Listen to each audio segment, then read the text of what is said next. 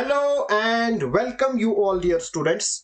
आज percentage topic पे हमारा ये लास्ट वीडियो लेक्चर है। अगर आपने प्रीवियस 5 लेक्चर्स नहीं देखे हैं, सबसे पहले उनको जरूर देखिएगा, फिर जाके आपको इस लेक्चर की समझ आएगी। अगर आप मेरे साथ टेलीग्राम पे जुड़ना चाहते हो, टेलीग्राम पे जाओ, वहां पे सर्च करो मलिक ट्यूटोरियल ऑफिशियल, इस ग्रुप को ज्वाइन करो, वहां पे आपको सारी अपडेट्स मिल जाएंगी। Now let us start. Last video lecture में हमने कुछ टैक्स बेस्ड क्वेश्चन किए थे। आज एक और टाइप में आपके साथ डिस्कस करूंगा। यहां से सिर्फ आपके एग्जामिनेशन में 2 ही टाइप के क्वेश्चन पूछे जा सकते हैं। नाउ इस क्वेश्चन को डिस्कस करने से पहले हम जानते हैं net income. Net income is equal to total income minus income tax. बहुत ही सिंपल है एंड हम सब जानते हैं। जैसे लेट अस सपोज दैट आपकी जो टोटल इनकम है वो 500 रुपीज है एंड इसके ऊपर आपको 50 रुपीज आपने क्या पे किया, इनकम टैक्स। ठीक है, तो आपकी जो नेट इनकम है फिर कितनी रही, total income minus income tax, that is net income is equal to 450। बहुत ही सिंपल सा कॉन्सेप्ट है। नाउ अगर यहीं से आपको निकालना होगा टोटल इनकम, तो टोटल इनकम आप कैसे निकालोगे, जो इनकम टैक्स है इसको आप इस साइड शिफ्ट करोगे, यानी नेट इनकम, इसको मैं लिखूंगा शॉर्ट में एनआई। नेट इनकम यहां पे माइनस में है, इधर जाके बनेगा plus. Net income plus income tax is equal to total income. अब आओ आप क्वेश्चन पे। क्वेश्चन क्या कहता है, if the income tax is increased by 19%, अगर इनकम टैक्स को इंक्रीज किया जाएगा 19% and the net income is decreased by 6%, find the rate of income tax. जब भी आपके एग्जामिनेशन में इस टाइप के क्वेश्चन आए तो यहां पे सिंपल सा कॉन्सेप्ट आपने इस्तेमाल करना है। क्या, जो रेट ऑफ इनकम टैक्स है मैं लिखूंगा आर इज इक्वल टू, ये आपने लेना है जो नेट इनकम है जो डिक्रीज हुई है, ये जो यहां पे परसेंटेज लगी वो आपने लिखनी है सीधा 6, लिखा 6 अपान में आपने करना है इनकम टैक्स जो इंक्रीज हुआ यानी 19 प्लस जो नेट इनकम डिक्रीज हुई 6। बस ये आपने यहां पे याद रखना है। अब हो गए हमारे पास 6 अपान 25। इसकी आपको परसेंटेज निकालनी है। कैसे निकालोगे, मल्टीप्लाई बाय 100 करो एंड बाहर से लगाओ आप percentage. 25 1s are 25, 25 4s are 100, 6 4s are 24, that is 24%, which is the required answer। ये जो मैंने आपको सिखाया ये जस्ट एक कॉन्सेप्ट था, एक्चुअल में आपको सिर्फ इतना ही करना है। हैंस हमारे पास जो सेकंड ऑप्शन है यही करेक्ट आंसर है। इसी टाइप का क्वेश्चन यहां पे मैंने लिया है, if income tax is increased by 23% then the net income of a person is decreased by 2%। कैसे निकालने आपको rate of income tax, R is equal to, ऊपर से आपने लिखना है 2 अपान 23 प्लस 2। जब भी आपको इस टाइप के क्वेश्चन आए सिंपल ही आपने करना है। यह हमारे पास बनेगा 2 अपान 25 इनटू फिर 100 करो, परसेंटेज में कन्वर्ट करना है, बाहर से percent. 4 4 2s are 8, that is 8%। Hence fourth option is the correct answer। Next हमारे पास है क्वेश्चन नंबर 3। यहां पे मैंने एक और न्यू टाइप ली है। टैक्स बेस्ड आपके एग्जामिनेशन में सिर्फ 2 टाइप के क्वेश्चन पूछे जा सकते हैं, अभी जो मैंने डिस्कस किया एंड जो लास्ट वीडियो लेक्चर में डिस्कस किया, बाकी आपको कुछ भी नहीं करना है। नाउ यहां पे आपको क्या करना है, जब हम क्वेश्चन पढ़ेंगे तो साथ साथ में आपको समझाऊंगा। Fresh fruit contains 68% water and dry fruit contains 20% water. देखो ये हमारे पास फ्रेश फ्रूट है एंड ये मैंने ड्राई एप्पल लिया है। जब आपके पास फ्रेश एप्पल होगा तो इसका रस निकलेगा, जिसको इन्होंने लिखा है वाटर। ठीक है, तो इन्होंने लिखा है fresh fruit, for example fresh Apple में कहता हूं फ्रेश एप्पल कंटेन्स 68% वाटर।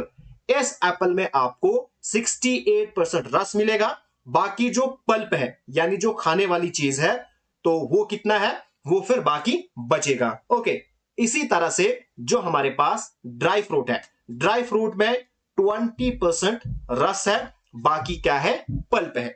जब भी आपको इस टाइप के क्वेश्चन आए वहां पे आपने देखना है यहां पे इक्वल क्या है। देखो अगर आप यहां पे देखोगे तो इक्वल यहां पे पल्प है, यानी जो खाने वाली चीज है ना, ये और ये दोनों जगह इक्वल है। लेट अस सपोज दैट इस वाले एप्पल को आप सुखाओगे, जब आप इसको सुखाओगे तो इसका रस सूख जाएगा, बाकी जो इसका स्ट्रक्चर है ना वो सेम रहेगा, यानी कि हमारे पास जो पल्प है वो सेम रहेगा।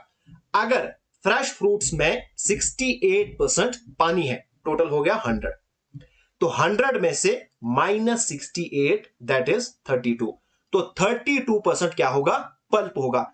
अब हम पल्प के ऊपर क्यों जा रहे हैं, बिकॉज वो इक्वल है फ्रेश फ्रूट में भी ड्राई फ्रूट में भी। यहां पे बात हो रही है fresh fruits and dry fruits की, तो इनके बीच में जो इक्वल है उस पे हमने फोकस करना है। ओके, तो हमारे पास 32% ऑफ फ्रेश फ्रूट को मैं लिखूंगा एफ, ये इक्वल है किसके इक्वल है, अगर हमारे पास ड्राई फ्रूट में 20% पानी है तो बाकी कितना बचेगा, 80% पल्प होगा। ओके, यानी 80% ऑफ ड्राई, ये दोनों इक्वल है। क्यों, क्योंकि हमने फ्रेश फ्रूट को सुखाया और वही बन गया ड्राई। बस ये कॉन्सेप्ट यहां पे लगना था। अब हमारा क्वेश्चन निकल गया। Percentage and percentage cancel, 8 4s are 32, then 8 10s are 80, okay, 2 2s are 4 and 2 5s are 10। ठीक, तो हमारे पास आ गया 2 मल्टीप्लाई बाय, ऑफ का मतलब multiply by, F is equal to 5 multiply by T. अब क्वेश्चन पे आओ, how much dry fruit can be obtained from 100 kg of fresh fruit. Fresh fruit यहां पे गिवन है 100 kg, मतलब एफ की जगह पे आपको लिखना है 100, 2 into 100 is equal to 5 into D. अब 5 को यहां पे मल्टीप्लीकेशन है, इधर जाके बनेगा डिवाइड, यानी 2 into 100 upon 5 is equal to D. 5 1s are 5, 25s are 100, 22s are 40, तो ड्राई फ्रूट्स आपके पास निकलेंगे 40 kg। Hence, third option is the correct answer. सिर्फ एक ही कॉन्सेप्ट यहां पे इस्तेमाल होगा, जब भी आपको इस टाइप के क्वेश्चन आए आपने यहां पे देखना है इक्वालिटी क्या है। जब आप फ्रूट्स की बात करो तो फ्रूट्स को जब आप सुखाओगे उनका जो पल्प है वो सेम रहेगा, सिर्फ पानी में चेंज होगा। नेक्स्ट क्वेश्चन, ये क्वेश्चन भी इसी टाइप का क्वेश्चन है। देखो, in adult population of a city 40% men and 30% women are married. What is the percentage of married adult population if no man marries more than one woman and no women marries more than one man and there are no widow and widowers? जब आप इस question को पूरा पढ़ोगे यहां पे एक चीज इन्होंने कही है। क्या कही है, एक सिटी में 40% मैन एंड 30% वुमेन क्या है, मैरिड है, लेकिन साथ में लिखा है if no man marries more than one women, या जो वुमेन है वो भी एक से ज्यादा मैन के साथ मैरी नहीं करेगी, एंड ना कोई विडो है एंड ना विडोवर्स है। तो इससे आपको एक चीज पता चल गई, जितने मैन मैरिड है उतनी ही वुमेन मैरिड है, बिकॉज कपल है। अगर 10 मैन मैरिड है तो इनकी जो वाइफ्स होंगी वो 10 ही होंगी। क्यों, बिकॉज जो मैन है वो ज्यादा शादियां नहीं करता है एंड जो विमेन है वो भी ज्यादा शादियां नहीं करती है, एंड साथ में इन्होंने लिखा है ना कोई विडो है ना कोई विडोवर्स है। बस ये कॉन्सेप्ट यहां पे लगेगा, यानी इज इक्वल टू क्या है, जो हमारे पास ये मैरिड वाले है ना, ये हमारे पास क्या है, इक्वल है, यानी 40% ऑफ मैन जो मैरिड है वो किसके इक्वल होंगे, 30% ऑफ वुमेन। क्यों, बिकॉज इन्होंने शादी की है। ओके, अब इसको सिंप्लीफाई करो, ये वाली परसेंटेज खत्म, ये और ये खत्म, यानी 4m is equal to 3w। अगर आप इसकी रेशो निकालना चाहते हो तो ये इधर आएगा man upon women is equal to, यहां पे कितना रहा 3, 4 को इसके साथ मल्टीप्लाई, इधर जाके डिवाइड, तो ये इसकी क्या निकल गई, रेशो निकल गई। ओके, अब क्वेश्चन पे आओ, हमने क्या निकालना है, what is the percentage of married adult population. हमने निकालनी है परसेंटेज ऑफ जो मैरिड अडल्ट पॉपुलेशन है उनकी कितनी परसेंटेज है। तो टोटल क्या हमने बात करनी है, तो टोटल कितने हो गए ये एडल्ट यानी मैन प्लस विमेन। मैन हमारे पास 3 है, विमेन हमारे पास 4 है, तो 3 + 4 कितना हो गया 7। ओके, नाउ ये हमारे पास रेशो गिवन है। अब इन्होंने कहा है मैन में से 40% ही मैन ने शादी की है, यानी 3 का 40%। जो हमारे पास मैन है, ये हमारे पास टोटल मैन है, टोटल विमेन है, तो मैन में से 40% मैन ने क्या की है, शादी की है, यानी 3 का 40%। अब सिंप्लीफिकेशन को इजी बनाने के लिए यहां पे 2 0 लगाओ और यहां पे भी। अब 300 का 40% आपको निकालना है, तो 300 × 40 अपॉन 100, ये कैंसिल, ये कैंसिल, 4 3 12, तो ये आएगा 120। 120 इनमें से 120 मैन ऐसे हैं जिन्होंने क्या की है, शादी, यानी मैरिड। इसी तरह से ये हमारे पास टोटल विमेन है, इनमें से कितने ने शादी की है, 30%, यानी 400 का 30%।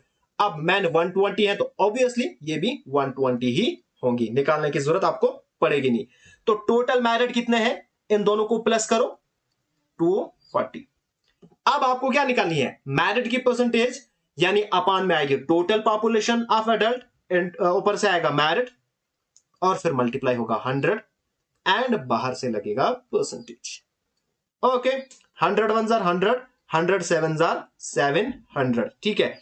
अब 240 डिवाइडेड बाय 7 करो, ठीक है, तो 7 3 21, कितना बचा 30, 7 4 28, अब बचा 2, तो ये क्या बनेगा 34:2/7, यानी कि हमारे पास थर्ड ऑप्शन क्या है, करेक्ट आंसर है।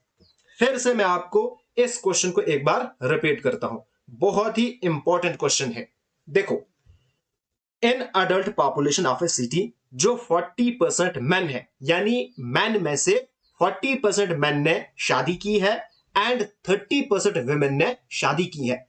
फिर इन्होंने साथ में कहा है किसी मैन ने 2 शादियां नहीं की हैं एंड किसी विमेन ने 2 शादियां नहीं की है, ना कोई विडो है ना कोई विडोअर है, ठीक है। यानी इससे हमें यह पता चला जितने मैन ने शादी की है वो इक्वल है जितने विमेन ने शादी की है, यानी 40% of man is equal to 30% of women.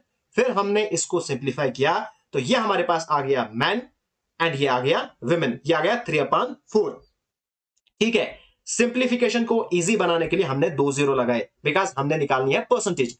ये जो हमारे पास रेशियो आई ना, ये आई टोटल मैन एंड विमेन की, बट हमें निकालनी है परसेंटेज मैरिड वालों की, ठीक है। तो मैरिड वालों की परसेंटेज कैसे निकलेगी, जब हमारे पास जो मैन है इसका हमने निकाला 40%, आया 120, एंड इसी तरह से बाहर नीचे की निकालने की जरूरत नहीं है, बिकॉज जितने मैन है उतनी विमेन है जिन्होंने शादियां की हैं। फिर हमने इनका प्लस किया अपान में टोटल पॉपुलेशन, तो हमारे पास परसेंटेज निकल गई। नेक्स्ट हमारे पास क्वेश्चन नंबर 5। नाउ पॉपुलेशन यहां पे है, पॉपुलेशन के बेसिस पे आपके एग्जामिनेशन में 3 टाइप के क्वेश्चन आ सकते हैं। एक हो गया सक्सेसिव या कॉन्टिन्यूअस या कॉन्सेक्यूटिव परसेंटेज चेंज, यानी पहले साल 3% बढ़ी फॉर एग्जांपल, दूसरे साल 2%, तीसरे साल 5%, जो मैंने आपको कल के लेक्चर में सिखाया था, ठीक है। फिर सेकंड टाइप जो मैंने अभी आपको यहां पे पढ़ाई, बिल्कुल एग्जैक्ट, थोड़ी सी यहां पे जो यहां पे 40% है इसकी जगह पे 20% या कुछ और लिखा होगा, बाकी जो लैंग्वेज है ना बिल्कुल सेम रहेगी। एंड तीसरी टाइप इस जो हमारे पास क्वेश्चन नंबर 5 है, इस टाइप के क्वेश्चन आपके एग्जामिनेशन में पूछे जा सकते हैं और बहुत ही आसान क्वेश्चन है। देखो, यहां पे हम जो कॉन्सेप्ट लगाने वाले हैं वो है परसेंटेज ब्रेक मेथड। बहुत ही इजी मेथड है, वो मैं आपको सिखाऊंगा अभी। देखो क्वेश्चन क्या है, the population of a village is 5500। एक विलेज की जो पॉपुलेशन है वो है 5500। If the number of males increases by 11%, फिर जो है नंबर ऑफ मेल इंक्रीज होते हैं 11%, एंड जो फीमेल है वो इंक्रीज होती है 20%, और जो पॉपुलेशन है अब बनती है इंक्रीज के बाद 6330। आपको निकालनी है population of female in a village. देखो हमारे पास है मेल प्लस फीमेल बनेगी पॉपुलेशन ऑफ विलेज, यानी बनेगी 5500।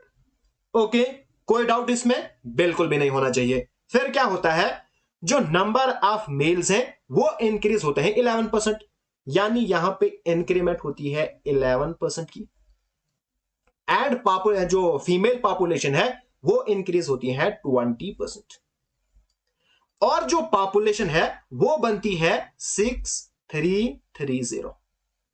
ओके, अब यहां पे आप कौन सा कॉन्सेप्ट लगाओगे, देखो आपको मैं सिखाऊंगा एक मेथड। यहां पे लेट अस सपोज दैट हमारे पास है a plus minus B is equal to C. अगर a x% चेंज हुआ एंड b भी x% चेंज हुआ, तो उस केस में c भी क्या होगा, x% ही चेंज होगा। एक बार फिर याद रखो, अगर a x% चेंज हुआ, b भी x% चेंज हुआ, तो उस केस में c भी क्या होगा, x% चेंज होगा। अब हमारे पास जो यहां पे परसेंटेज है, हम कोशिश करेंगे ये सेम बन जाए, यानी जितनी यहां पे है उतनी यहां पे है। अब आपको अपनी चॉइस है, आप 11 में कुछ प्लस करो या 20 में कुछ प्लस करो, ठीक है। अब देखो यहां पे है 11, एंड इसको मैं लिख सकता हूं 11% प्लस 9, बिकॉज 11 प्लस 9 बनेगा 20। ओके, अब देखो मेल इंक्रीज हुए हैं 11% एंड फीमेल हुई है इंक्रीज 11%। जो 9 है ना, इसको अभी फिलहाल आप भूल जाओ। यहां पे इंक्रीमेंट हुई 11% की, यहां पे भी इंक्रीमेंट हुई 11% की। इसका मतलब ये जो पॉपुलेशन है ये भी कितनी बढ़ेगी, 11%, यानी कि कितना इंक्रीज होगा, 5500 का 11%, यानी 11/100। ठीक है, ये दो जीरो, ये खत्म। 55 मल्टीप्लाई बाय 11, ये हमारे पास आएगा 605। ओके, बट एक्चुअल में इंक्रीज कितनी हुई, 6330 माइनस 5500, इतनी इंक्रीज हुई ना। इन दोनों का डिफरेंस ये हमारे पास बनता है 830। ओके, देखो हमारे हिसाब से इंक्रीज हुई 605, लेकिन इनके हिसाब से 830 इंक्रीज हुई, यानी इनके बीच में एक्स्ट्रा कितना है, वो है 830 माइनस 605, दैट इज 225। ये क्या है, एक्स्ट्रा है।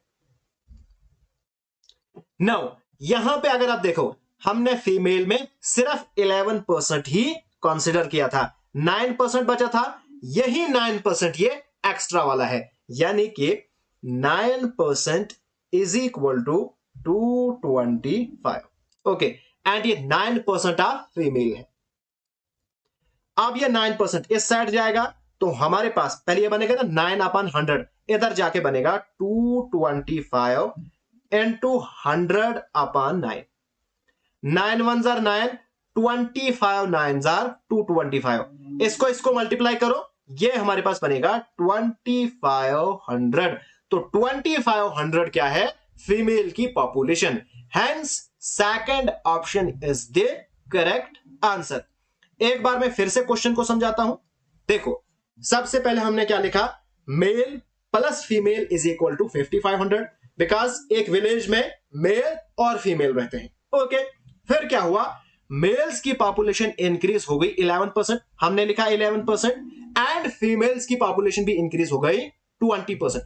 फिर मैंने आपको समझाया परसेंटेज ब्रेक मेथड, यानी आपने परसेंटेज को ब्रेक करना है एंड कोशिश करनी है दूसरी परसेंटेज के मतलब जैसे बनाना है, सेम बनाना है। फिर मैंने आपको बोला अगर आप ए को इंक्रीज करोगे x%, बी को इंक्रीज करोगे x%, जो सी है वो भी इंक्रीज होगा x%। तो यहां पे हमने कोशिश की, 20 को हमने ब्रेक किया, लिखा 11 + 9। अब यहां पे सेम है दो जगह, 9 को हमने पहले हम भूल गए इसको, अब 11% इंक्रीज हुआ, इसका मतलब जो ये पॉपुलेशन है ये भी 11% इंक्रीज होती, तो हमने निकाला 5500 का 11%, यानी इतना। लेकिन एक्चुअल में इनके हिसाब से इंक्रीज हुई 6330 माइनस ये हमारे पास आया, ये एक्स्ट्रा आया इतना, एक्स्ट्रा जो यहां पे बचा था वो हमने लिखा इसका इक्वल, तो हमारे पास फीमेल की पॉपुलेशन आ गई। ओके, अगर आपको बोलेगा कोई मेल की पॉपुलेशन निकालो तो क्या करोगे, देखो मेल प्लस फीमेल, फीमेल कितनी आई 2500, तो टोटल हमारे पास है 5500। अब आप क्या करोगे 5500 माइनस 2500, तो आपके पास मेल की पॉपुलेशन निकल जाएगी। यहां पे इस क्वेश्चन में हमें फाइंड नहीं करनी है, लेकिन अगर आपको पूछी जाए आप आराम से कर सकते हो। नेक्स्ट हमारे पास क्वेश्चन नंबर 6, यहां से हमने टाइप और चेंज की।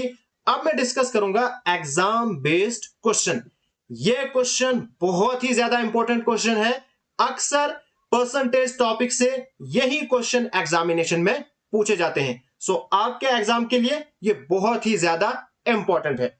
अब क्वेश्चन में क्या कॉन्सेप्ट इस्तेमाल होता है, जब हम क्वेश्चन सॉल्व करेंगे वहीं पे मैं आपको कॉन्सेप्ट भी समझाऊंगा। क्वेश्चन क्या है, इन एन एग्जाम, एक एग्जाम में 35% मार्क्स चाहिए जब वो पास होगा, यानी 35% मार्क्स चाहिए पास होने के लिए। अ स्टूडेंट गेट्स 200 मार्क्स, एक स्टूडेंट्स को कितने आए 200 marks, yet fails by 24 marks, फिर भी वो फेल हो गया और कितने मार्क्स उसको कम हो गए 24 मार्क्स। हमने निकाले हैं मैक्सिमम मार्क्स। जरा मुझे बताओ पासिंग मार्क्स कितनी परसेंट चाहिए 35%,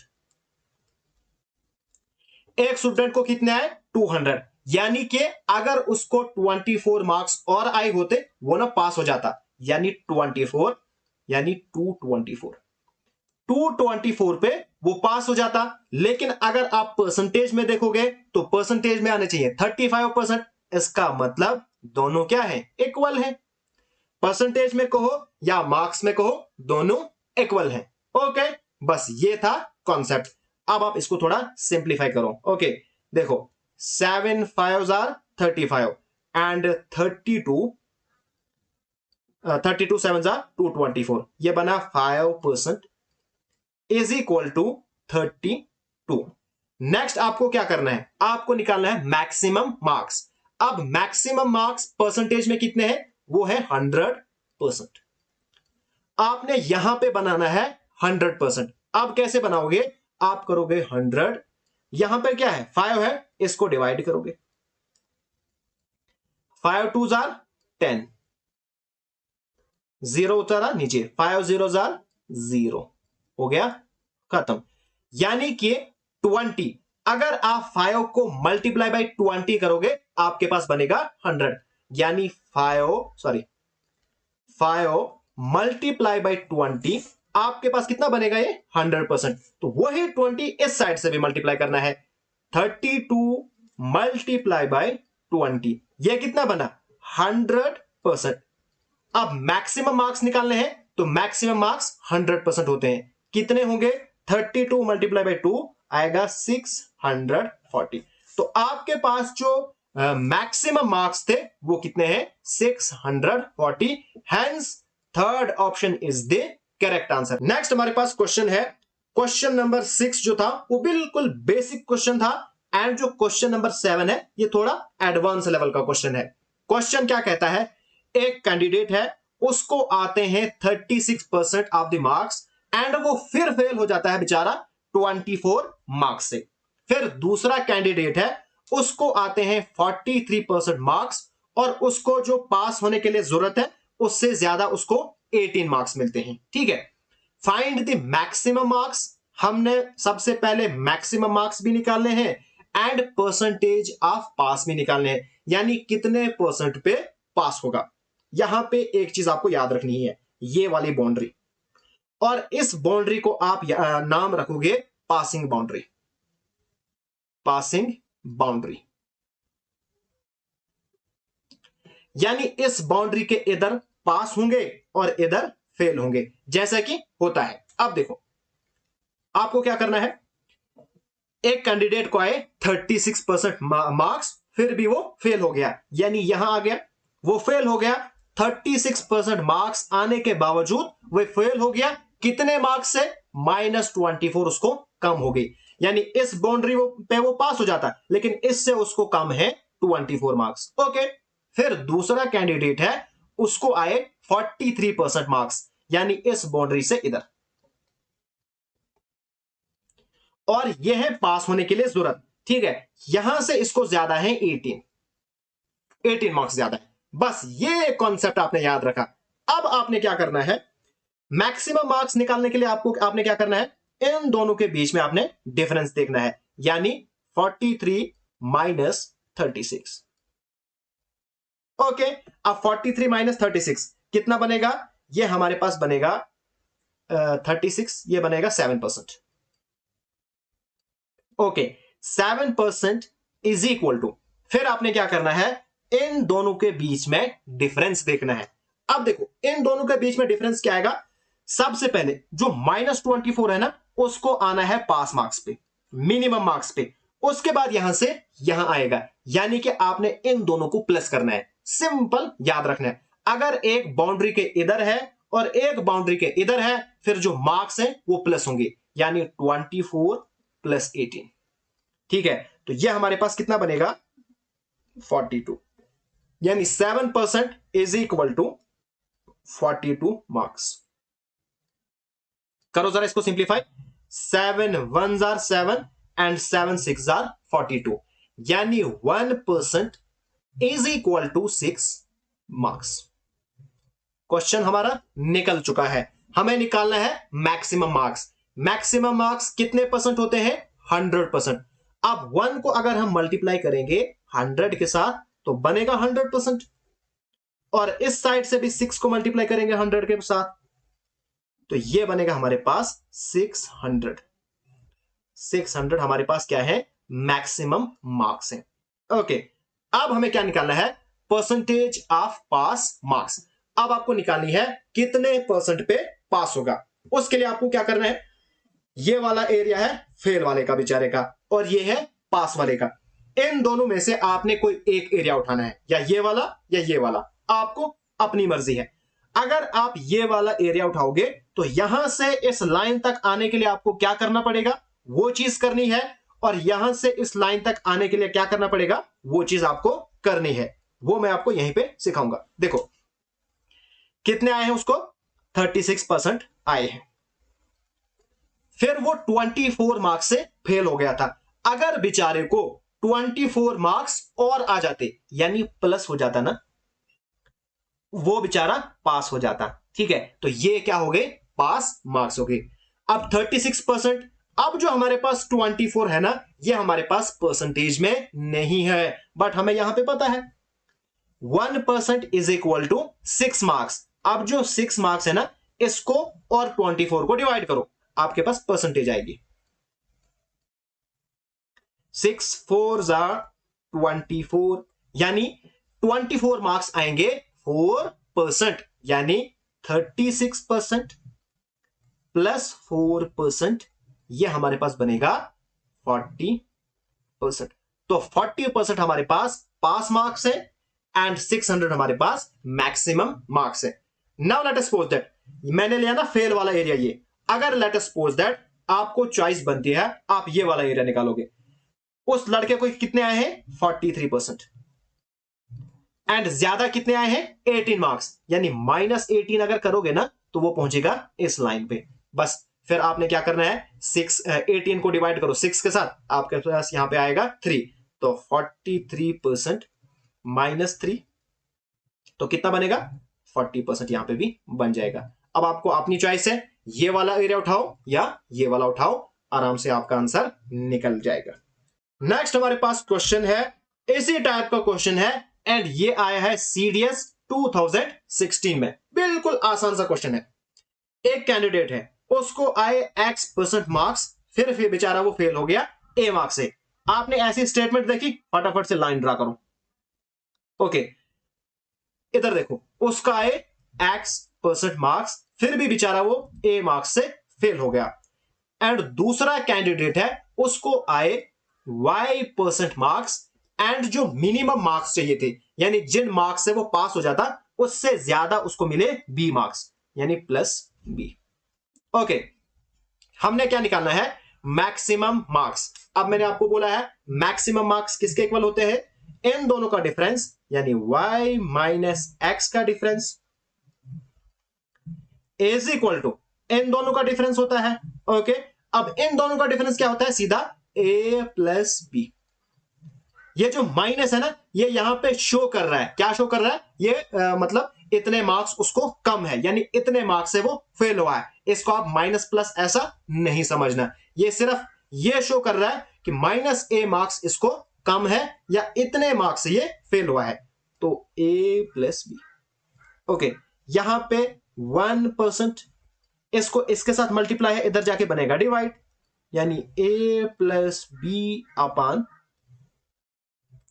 मैक्सिमम मार्क्स कितने परसेंट होते हैं? 100%, यानी यहां पे मल्टीप्लाई करोगे 100%, 100 1 जार 100% इज इक्वल टू, इस साइड से भी मल्टीप्लाई करो, 100 into A plus B upon y minus X. तो हैंस हमारे पास कितना आया? 100 into A plus B upon Y minus X. Hence A जो फर्स्ट ऑप्शन है ये हमारे पास क्या आ गया? करेक्ट आंसर आ गया। बहुत ही सिंपल सा क्वेश्चन है, लाइन ड्रा करो, परसेंटेज का डिफरेंस और इनका ले लो और आपके पास आंसर निकल जाएगा। अब जो क्वेश्चन नंबर 9 है, ये आपका होमवर्क क्वेश्चन है, इसको मुझे फटाफट से करके दो एंड आंसर आपने करना है कमेंट बॉक्स में। Question number 10, when a student scores 28% marks then he fails by 58 marks. फिर दूसरा स्टूडेंट है, उसको आते हैं 41% मार्क, लेकिन बेचारा वो भी फेल हो जाता है। यानी कि सबसे पहले आपने ड्रा की लाइन,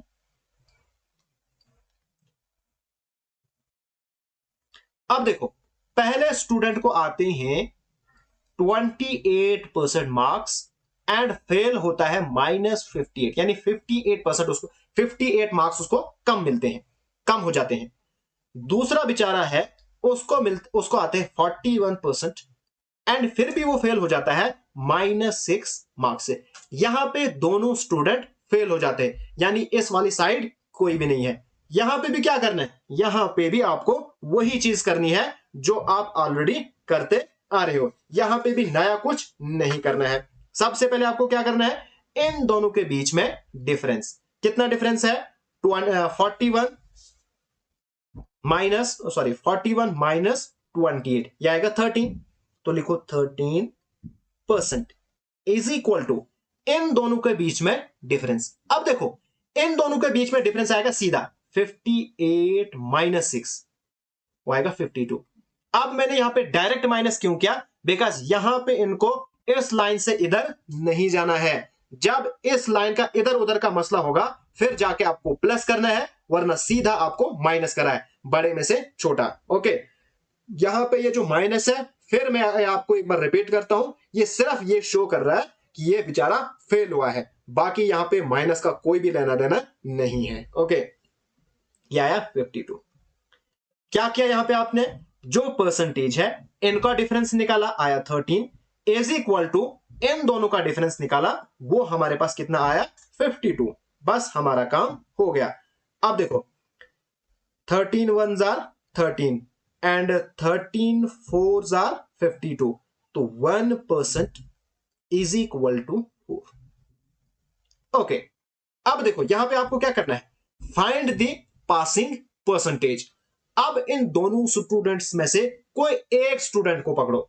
यहां पे मैं इस वाले स्टूडेंट को पकड़ता हूं।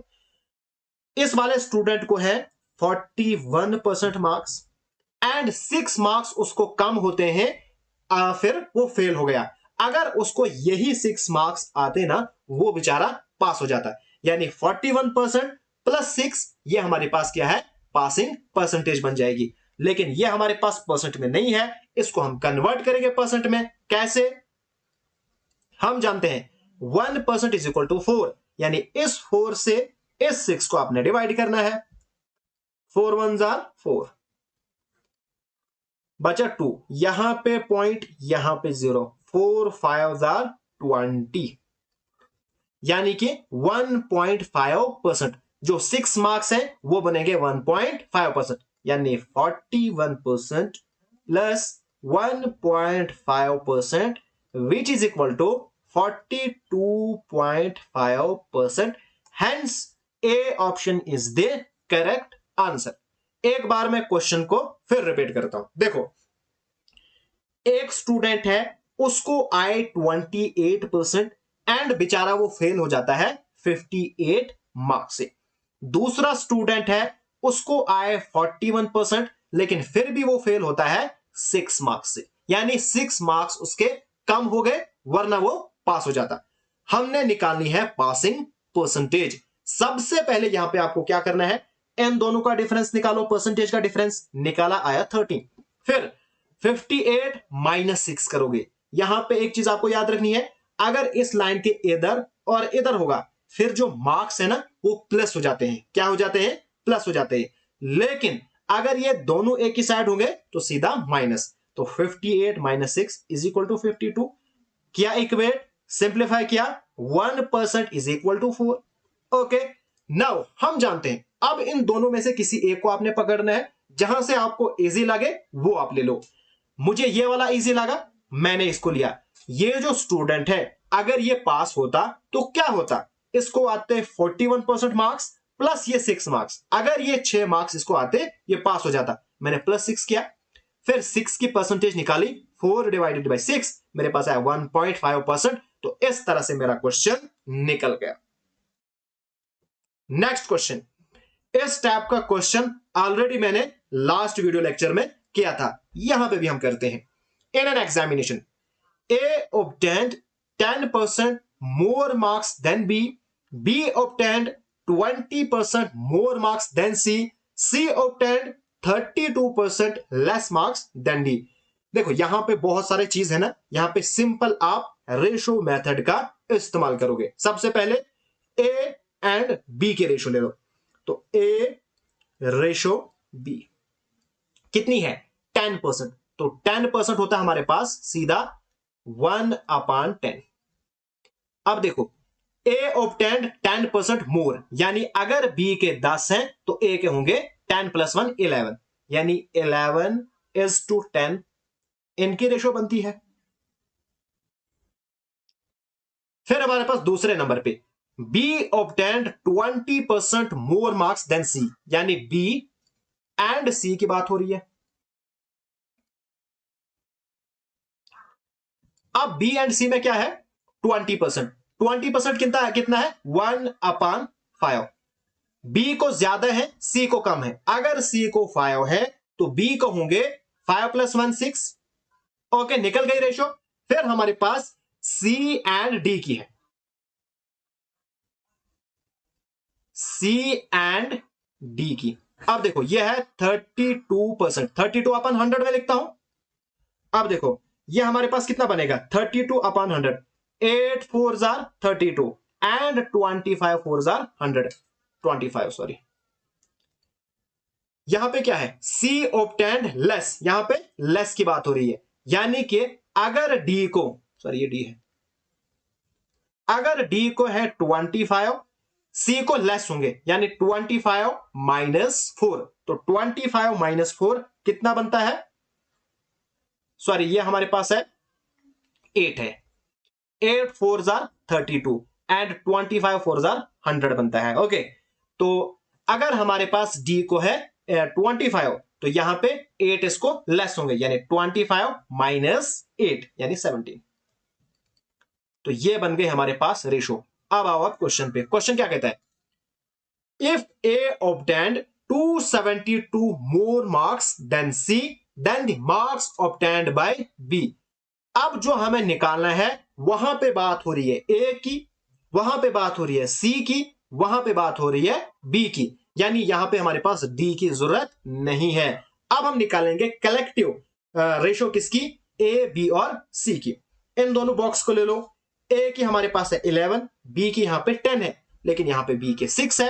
अब ये डिफरेंट है, तो इन दोनों को सैम कैसे बनाओगे, इन दोनों का एलसीएम लोगे, यानी 10 और 6 का एलसीएम लेना है।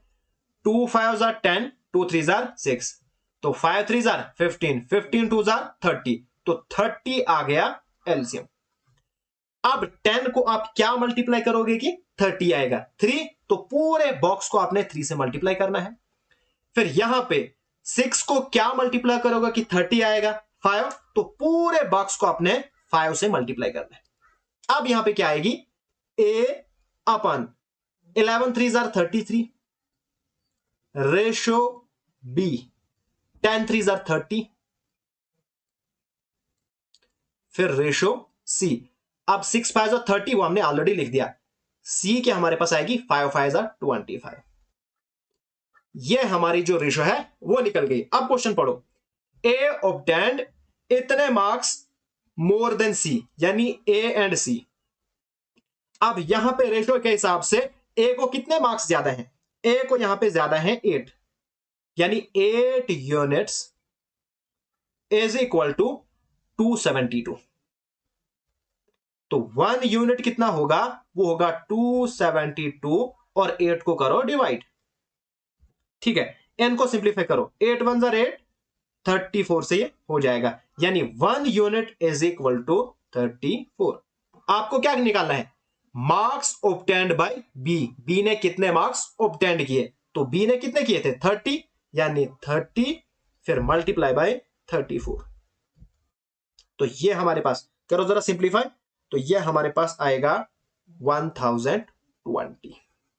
Hence fourth option is the correct answer. कल भी मैंने इसी टाइप का आपको क्वेश्चन पढ़ाया था, यहां पे भी बिल्कुल सेम मैंने रिपीट किया। सबसे पहले आपने क्या करनी है, रेशो में कन्वर्ट करना है, ठीक है। रेशो में कन्वर्ट करने के बाद जो जो आपको चाहिए उनको इकट्ठा करो, फिर आपका जो आंसर है वो आराम से निकल जाएगा।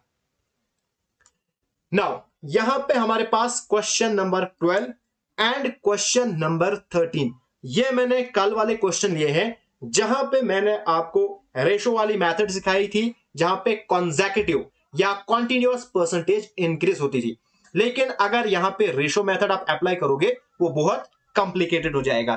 तो यहां पे आप कैसे करोगे, अगर आपके पास इस टाइप के क्वेश्चन है, आपको कैसे करना है, बस वो मैं आपको सिखाऊंगा, एंड हमारा जो परसेंटेज का टॉपिक है वो खत्म हो जाएगा। क्वेश्चन क्या कहता है, the difference between the population of a city 2 consecutive years ago from today is 5000 if there is 10% increase in population per year। अगर इस टाइप का लिखा होगा कि हर साल 10-10 बढ़ रहा है, यानी 1% लिखी है, फिर सीधा लिखा है पर ईयर, तो यहां पे आप क्या कॉन्सेप्ट इस्तेमाल करोगे। क्वेश्चन पे आओ, क्वेश्चन में लिखा है the population of city 2 consecutive लगातार ईयर्स एगो, यानी इस साल से 2 consecutive ईयर्स पहले, आज हमारे पास है 2022 2022, इससे लगातार पीछे 2 साल, यानी 2021 एंड 220, ये बने हमारे पास टुडे, इस साल से 2 consecutive ईयर्स, यानी ये हमारे पास बना फर्स्ट ईयर, ये बना सेकंड, एंड ये बना हमारे पास थर्ड ईयर। अब हर साल 10% पॉपुलेशन इंक्रीज हो रही है। लेट अस सपोज दैट यहां पे हमारे पास पॉपुलेशन है 100, जब यहां से यहां आएगा तो 10% इंक्रीज होगा, यानी 100 का 10% कितना होता है 10, यानी कि 100 प्लस 10 कितना बनेगा 110। फिर दूसरे साल 10% इंक्रीज होती है, यानी कि 110 का 10%, ये 0 ये 0 ये 0 ये 0 आया 11, यानी 11 प्लस 110, तो ये हमारे पास बन गया 121। बस इस तरह से आपको करना है जब आपके पास इस टाइप के क्वेश्चन आए। बस अब हमारा क्वेश्चन निकल गया। What is the present population of the city, हमने निकालनी है इस यानी 2022 की प्रेजेंट पॉपुलेशन। लेकिन क्वेश्चन क्या कहता है, the difference between the population of two consecutive years, यानी कि जो आज से पहले दो कॉन्सेक्यूटिव ईयर्स हैं, यानी ये दो, इन दोनों के बीच में जो डिफरेंस है वो 5000 है। यहां पे कितना है 100 प्लस 110 यानी 10 का, तो 10 यूनिट्स इज इक्वल टू 5000। तो 1 यूनिट कितना आएगा, इसको इससे डिवाइड करो, 5000 अपॉन 10, ये कैंसल, तो 1 यूनिट इज इक्वल टू 500। हमें निकालनी है प्रेजेंट ईयर की पॉपुलेशन, प्रेजेंट की है 121, यानी 500 मल्टीप्लाई बाय 121, सॉरी 121, तो ये आपके पास कितना आएगा 60500, तो ये आपके पास रिक्वायर्ड आंसर आएगा। फिर मैं आपको समझाऊंगा, क्वेश्चन कहता है आज से, फ्रॉम टुडे प्रीवियस यानी एगो टू कॉन्सेक्यूटिव ईयर, मैंने लिया आज अगर हम 22 है तो फिर 21 और 20 होगा आज से 2 साल पहले। फिर इन्होंने बोला है कि हर साल 10% इंक्रीज हो रही है पॉपुलेशन। अगर 2020 में 100 थी, 10% इंक्रीज हो गई बन गई 110, फिर 10% इंक्रीज हो गई बन गई 121। फिर इन्होंने दिया है difference between the population of a city two consecutive years ago, यानी आज से जो 2 साल पहले हैं उनका जो डिफरेंस है वो 10 है, वो कितना है 5000 है, तो यहां पे आए हमारे पास 10, तो 10 यूनिट्स इज इक्वल टू 5000, तो 1 यूनिट निकलेगा 500, तो इस तरह से हमारा क्वेश्चन निकल जाएगा। ऐसे टाइप का क्वेश्चन यहां पे है question number 13, the price of an article increases by 20% every year. ठीक है, एवरी ईयर का कॉन्सेप्ट आया, okay. If the difference between the price at the end of third and fourth year, यानी यहां पे हमारे पास फर्स्ट ईयर है, फिर हमारे पास सेकंड ईयर है, फिर हमारे पास थर्ड ईयर है, एंड देन हमारे पास फोर्थ ईयर है, ओके। फिर क्या कहता है, if the difference between the price at the end of third year fourth year, यानी थर्ड ईयर की बात भी हो रही है, फोर्थ ईयर की बात भी हो रही है, and then 40% of the price at the end of second year, तो सेकंड ईयर की भी बात हो रही है। पूरा क्वेश्चन पढ़ो, पूरे क्वेश्चन में आपको कहीं पे भी फर्स्ट ईयर की यहां पे जिक्र नहीं मिलेगा, तो फर्स्ट ईयर का हम नहीं लेंगे। अगर आप लोगे तो वहां से आपकी सिंप्लीफिकेशन बहुत कॉम्प्लिकेटेड होगी, जो क्वेश्चन में कहा है उतना ही लो। Now let us suppose that first year 100 है, अब दूसरे साल जो इंक्रीज हुई है वो 20% हर साल, तो 100 का 20% होता है 20, तो ये बनेगा 120। अब फिर इंक्रीज हुआ है 20%, यानी 120 का 20% हमने निकालनी है परसेंटेज, ये और ये और ये खत्म, 12 टू 24, यानी आपको 120 प्लस 24 करना है, तो ये बनेगा हमारे पास 144, ओके। तो हमारे पास कितना बनेगा ये 144। अब क्वेश्चन पे आओ, क्वेश्चन क्या कहता है, if the difference between the price at the end of third and fourth year, third and fourth year का डिफरेंस कितना है, ये हमारे पास है 144 माइनस 120, ये है 24 यूनिट्स। इन्होंने डिफरेंस कितना दिया है 259.20, यानी 24 यूनिट इज इक्वल टू 259.20, तो 1 यूनिट कितना निकलेगा, 1 unit is equal to 259.20 and upon में आएगा 24, यही है ना। इसको आप अभी सिंप्लीफाई मत करो, आगे देखो, then 40% of the price at the end of second year, second year ये है, इसका हमने क्या निकालना है 40%, यानी 100 का 40% कितना होता है, वो हमारे पास 40 ही होता है, यानी ये हमने निकालना है। तो इसका 1 unit is equal to this, तो 40 कितना निकलेगा 259। अब यहां पे डेसिमल के बाद 2 डिजिट है, तो अपान में 2 जीरो आएंगे, या अपान में सीधा 100 आएगा, मैं लिखता हूं सीधा 100 एंड मल्टीप्लाई आपको करना है ये वाला 40। बस ये इसमें कॉन्सेप्ट था। अब जरा आप इसको सिंप्लीफाई करो, देखो ये जीरो ये और ये खत्म हो गया। 4 1 जार 4, फिर 4 1 जार 4 होता है, फिर हमारे पास 4 1 जार 4, 4 6 जार 24, ठीक है।